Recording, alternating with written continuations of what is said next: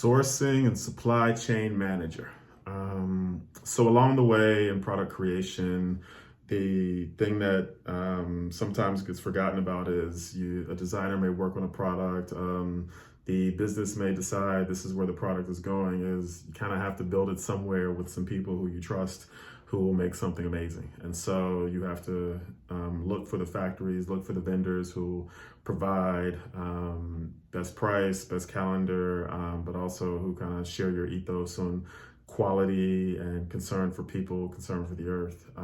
in the way you think. And so working on that supply chain in terms of the factories you work with, you can imagine that there's going to be a factory who builds the shoe, but you also have to worry about the people who are providing the laces that go in the shoe that's being built in the factory, the people who are providing the boxes that get shipped in. So a lot of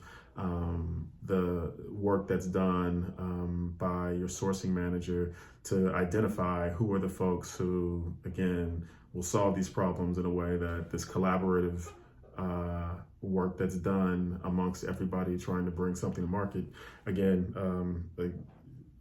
going to sound like a broken record, but the idea that doing one is sort of not that big a deal, doing a million is a big, big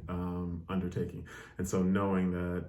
all the people who you're working with along the way share your philosophy on whether it's leathers, textiles, foams, rubbers, synthetic materials, what the speed at which you build things, the quality at which you build things, the price at which you build things. Those all have to match along the way, because you want to make sure that the people who are making your laces probably share an affinity for how things are done with the people who make your outsoles, or the people who make your linings, or the people who are going to ship things, because they're all going to have to work together to make this product feel seamless, like it was made in one place.